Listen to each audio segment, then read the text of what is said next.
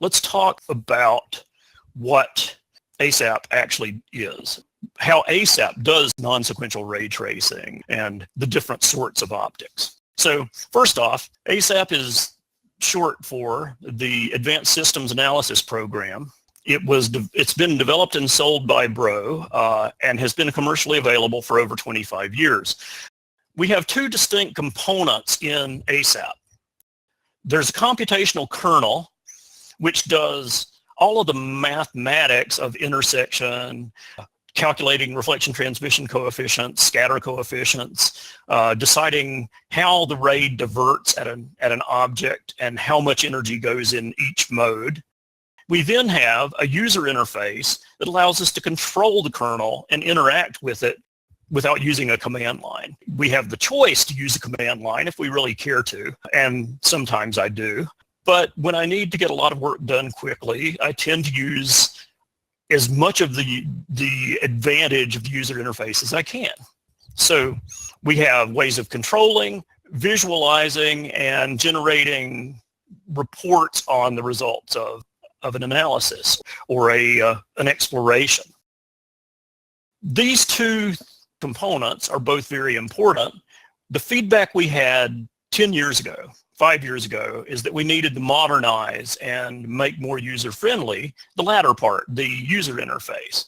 So we completely refactored the graphical user interface, and that is where the next generation comes from, so that people understand the distinction between the two. And we've made a commitment to this new graphical user interface. A few applications that use ASAP, and this is only a subset. Automotive illumination, the design and analysis of headlights, tail lamps, interior lighting, and dashboards. That, and if there's a new place that we want lighting in automotive, could be possible too. We actually have gone a little beyond this in automotive, because I know that things like even the lighting inside, well, it may be considered interior lighting, inside the engine compartment of vehicles, there are manufacturers who care for us to be able to see in there and who have designed lighting in that space to make it more effective. LCD backlight displays, and indeed, even the liquid crystal display itself, we have modeled those. Projector systems, interferometric systems, whether they're done for measurement, detection of some phenomenon.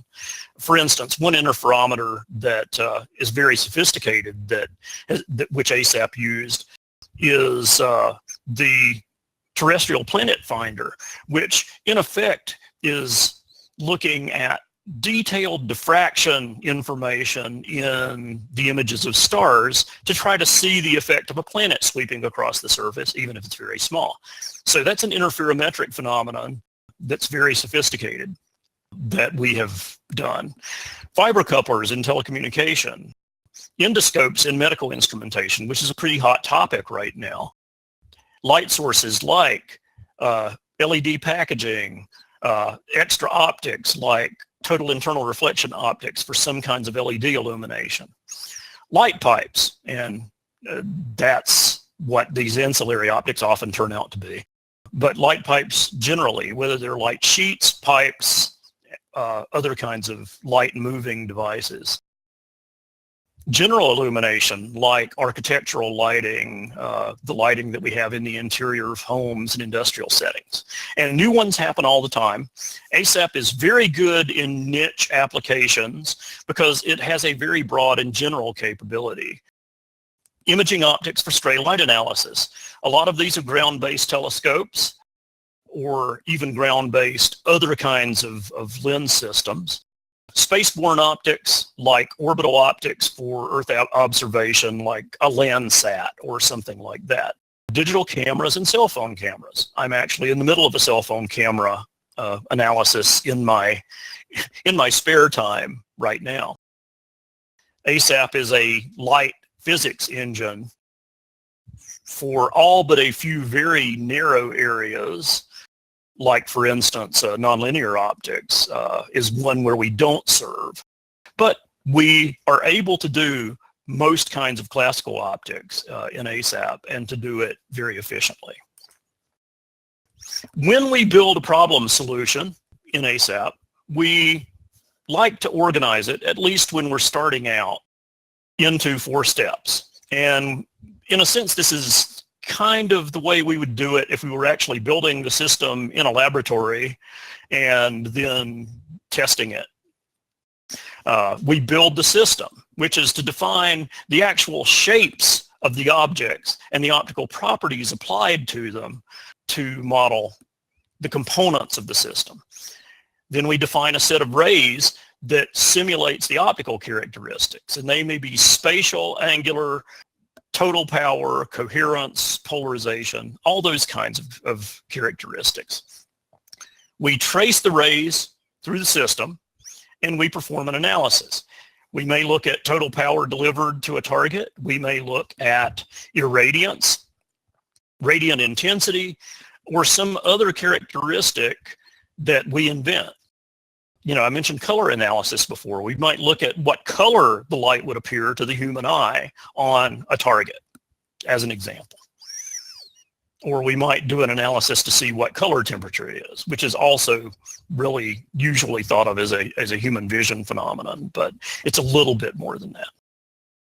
Modeling optical systems in ASAP, the general flow is we typically construct the geometric part of the model, then the source. That's not absolutely necessary in order, but often the case. The system model consists of geometry, the shape, position, and size of the objects in the system, and the optical properties, refractive index of the media, the properties of coatings, any scatter properties that go into it, and there are other optical properties. We look at the light source in terms of whatever properties make it an accurate model, and those go together to be what we call the optical model. We propagate light, and then we evaluate.